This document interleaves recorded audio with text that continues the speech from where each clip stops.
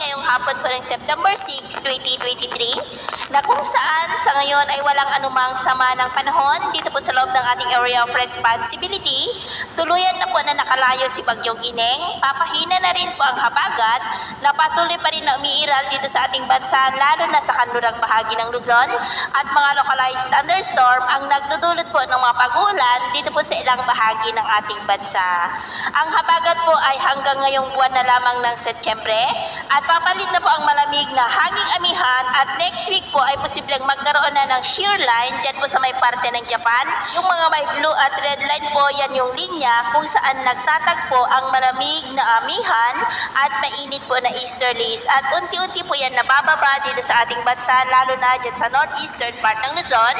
kung tuluyan na po na iiral ang amihan season dito po sa ating bansa. At sa ating naman pong long range forecast ay wala pa naman pong bagyo na nakikita na tatawid dito sa ating bansa for the next 7 to 10 days. Pero may nakikita po na posibleng banta muli sa ating bansa gaya ng inyong nakikita at ang development nito ang atin pong babantayan.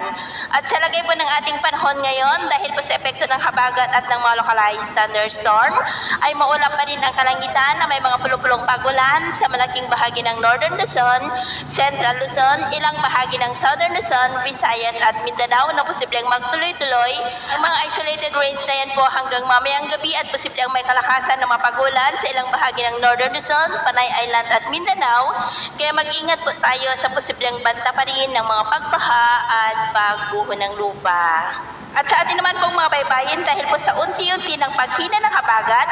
at walang sama ng panahon malapit po sa ating kalupaan ay wala na po tayong nakataas na gale warning signals. Malaya na po napapalaot ang ating mga kababayan lalo na po ang mga mangingisda pero iba yung pag-ingat lamang po para mas makaiwas tayo sa mga sakunang